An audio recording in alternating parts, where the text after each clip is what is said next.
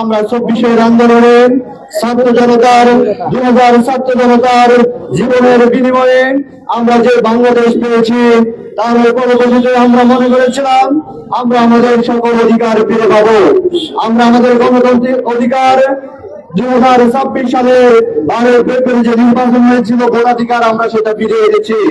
কিন্তু 12 তারিখ যে নির্বাচন হয়েছে সেই 12 তারিখ নির্বাচনে আমরা দেখেছি 12টা পর্যন্ত সুষ্ঠু ভোট হওয়ার পরে তারা কেন্দ্র দখল করে জল ভোট দেওয়ার মতো ঘটনা করেছে। ওরা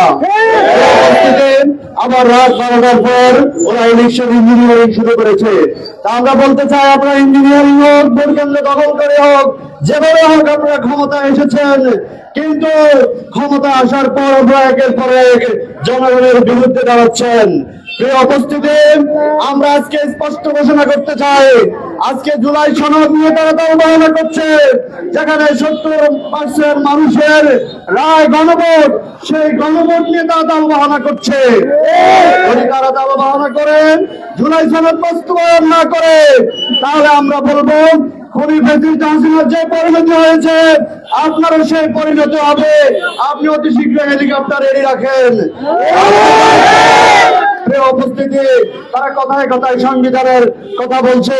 যদি সংবিধানের কথা বলতে হয়, সংবিধান অনুসারে আমাদের যিনি প্রধানমন্ত্রী হয়েছেন তিনি কোথায় থাকার কথা? থাকার কথা। সংবিধান অনুসারে তো আছেন আজকে সরকার থাকার কথা।